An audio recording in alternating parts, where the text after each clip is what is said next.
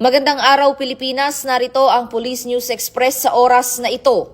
Sunod-sunod na pagyanig ang naitala ng Philippine Institute of Volcanology and Seismology ngayong linggo, Oktubre 12 ngayong taon sa iba't ibang bahagi ng Visayas at Mindanao.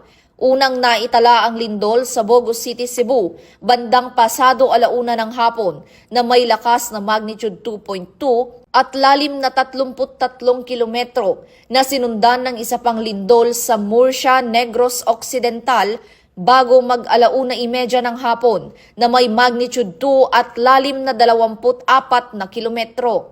Kasunod din nito ang isang mahinang lindol na tumama sa Calatagan, Batangas na may lakas na magnitude 2 at lalim na 118 kilometro. Pagkaraan ng ilang minuto, dalawang magkasunod na pagyanig ang naitala sa Manay, Davao Oriental. Ang una ay 1:30 ng hapon na may magnitude 3.4 at lalim na 23 kilometro at sinundan ito ng mas malakas na magnitude 3.5 na lindol bandang 1:48 ng hapon na may lalim na 18 kilometro. Isa ring pagyanig ang naitala sa City of Bogo, Cebu, bandang 1:30 ng hapon na may magnitude 2.8 at lalim na 2 kilometro. Sa kabuuan, 6 na lindol ang sunod-sunod na naitala sa loob lamang ng 30 minuto sa iba't ibang bahagi ng bansa. Wala namang naiulat na pinsala o inaasahang aftershock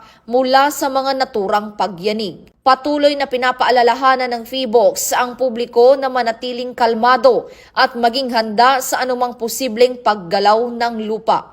At ito ang earthquake update sa mga oras na ito. Ako si Patrolwoman Fe Octaviano para sa Police News Express.